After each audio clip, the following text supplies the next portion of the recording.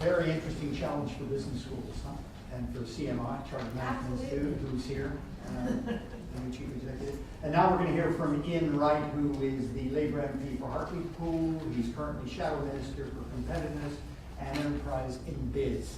Iain? Thank you. It's a pleasure to be here. I'm particularly delighted that I've been promoted to Shadow Secretary of State. And can I just say, ladies and gentlemen, as a Shadow Minister shadowing the Department for Business, you don't know how hard it's been not to go upstairs to the ministerial floor to try and check the offices, check the curtains, but I'm trying not to do that. This has been really interesting, and Julian mentioned that essentially what the purpose of today is a sort of an assessment of the relationship between firms, what's happening in the real world, as it were, and academia, and how things can work out. I'd like to inject a third pillar of consideration, if I may, and that is about government and politics, which is obviously where I'm coming from.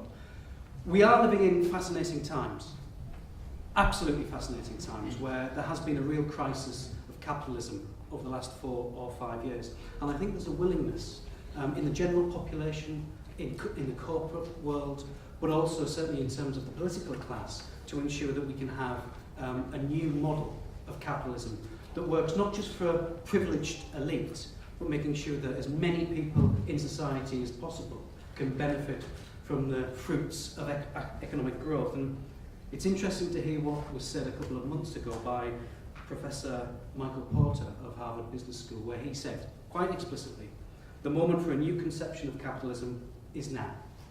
And I agree with him. And I really want to cover 4 broad things, if I may, in terms of what I think that model should consist of. First, I think there should be a recognition that people, that supply of human capital, as we've just heard, is the most important thing when it comes to companies. Now, people trot this out, companies trot this out as part of their strap lines, you know, people are our most important asset. But actually, if you get to the actual nub of performance, of competitiveness, and of economic growth, this is really, really important. Successful firms recognise that effective worker engagement at all levels is absolutely key for releasing innovation. The focus of my world at the moment, ladies and gentlemen, is the Enterprise and Regulatory Reform Bill. We're going into committee in Parliament tomorrow, and we're taking evidence from a wide range of witnesses, of which one of them will be Adrian Beecroft. And I'm interested to know what his point of view is in terms of having that sort of confrontational relationship between workers, managers, and owners of the business, and how that can really be conducive to economic growth and making sure that we can have mutual cooperation. Because I passionately don't think that is the case. Now, I don't want you to go away, ladies and gentlemen, thinking that, you know, the idea that the staff are our biggest asset is some sort of wishy-washy, liberal, democratic model that doesn't really work in the real world. I didn't mean liberal democratic in that. Apologies to the Secretary of State, but actually it'll stand. Let me just. But what I want to say is, if you look at the most globally competitive nations on earth, as ranked by independent evaluation, it's the 3 S's. It's Sweden, it's Singapore, and it's Switzerland. And what's very clear from those models is a number of things. It's an emphasis upon innovation, which I think is important, and I'll come to that shortly. But it's also making sure that workers have a key role to play in driving forward productivity and the strategic focus of a corporate organisation. And I do think that that's very important. And I do think what government needs to do is to have an economy to ensure that we can support the businesses that invest in that crucial area of human capital, making sure that we have a policy platform to allow that to happen. The second point I want to raise, and it's been touched upon already, is in order to make the British economy really successful in the long term, we need to have innovation at its very heart. I would urge you, if you have not read it already, ladies and gentlemen, there is a fantastic book, in many ways quite depressing, but there's a book written by Nicholas Comfort called Surrender, the role of British manufacturing in the last 60 years. And it covers the UK manufacturing sector from when Elizabeth II came to the throne in 1952 to now. And a number of things strike me as very important, and there are a number of really important things in there. But let me just mention 2. The Sheffield engineering firms of the 1960s were using machinery and capital that they'd brought from reparations from Germany in the First World War. In that time, German engineering firms had reinvested in plant and machinery 3 times over. We can't be complacent. Innovation drives forward efficiency. And the second thing, that links into the performance of management, if you come down to probably what is the most successful and iconic British manufacturing success story of the last half century, we could all argue what it is. It's probably the Mini. Now, because of the decision of management, the Mini was retailed originally at £500, even though it cost £535 to manufacture each Mini. We're not going to have, ladies and gentlemen, successful businesses here for the long term if we involve management decisions like that. I think we need to look at the long term.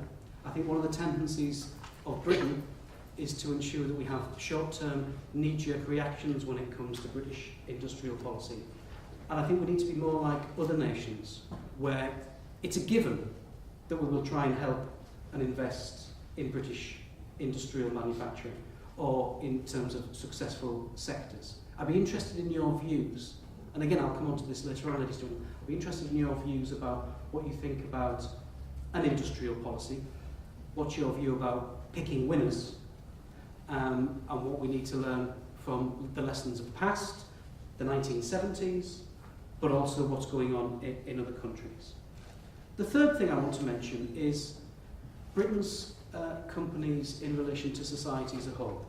And I think it's fair to say that in the last 20 or 30 years, it's not just me that's saying this, it's people, it's senior industrialists like Andrew Whitty, who think that Britain's big companies have become somehow divorced from the main part of society. They're detached. But successful firms increasingly recognise that they can't do that. There needs to be a new way of doing business. And so I think the new business model that we have to incorporate acknowledges tensions sometimes between society and business, but actually can respond to them positively, even drawing in local communities into key decision-making processes. And I was very interested in my boss's, Chuka Ramuna's, comments in the Telegraph that are published today, where he was talking about how companies do provide an enormous amount for the exchequer, something like £163 billion paid in tax. But having a transparent figure so that people can see that and can see the vital contribution that is played by British companies, I think will bring them increasingly back into society. The fourth element that I want to mention is something which involves me a lot, exercises me a lot, and something that we really need to get right. And again, I'd be interested in your views. And that's the relationship between business and government. I am interested in having an industrial strategy for the long term based upon areas in which Britain has a competitive advantage and which one we can have in the future. I'm concerned that the machinery of government is not conducive to that goal. And I was a minister in the last Labour government, and it seemed to me that there wasn't a pro-business environment across Whitehall. In fact, in many ways, Whitehall does need to be transformed. It's very risk-averse. There's an emphasis upon the introduction of policy making, about the bringing forward of ideas, but there's very little expertise in terms of programme delivery and implementation and execution of that policy. And so it's not civil servants' fault, it's the way that it's been for 140 years. The idea that they come forward with policy proposals for ministers and then retreat, rather than seeing those implemented. And I think we need to move away from that. I do think we need to move away from that risk-averse culture as well. I think we also need to move away from that silo-driven culture in which I was a minister in communities and local government for a time. I don't think we had that emphasis upon a pro-business policy that we should have. And so BIS needs to be a very powerful office of state to ensure that it can have the reach across government to be enable an industrial policy to be coordinated and enacted across government. Now, ladies and gentlemen, none of these ideas have been initiated by policymakers or politicians. These have come from government, from business. And to ignore this, I think actually would be very anti-business. Because only companies themselves can really fully appreciate the challenges that they face in order to make a success of themselves. And I think they possess the flexibility that's needed to respond. But nonetheless, I do think that we need to have a new relationship between business, academia and government to allow all to succeed in modern capitalism and ensuring that there is a supportive regime to allow that to happen. Ladies and gentlemen, I think Britain needs a better form of capitalism precisely because our best businesses demand it and they need an economy which works for them if Britain is to grow sustainably in the long term. Thank you. Thanks.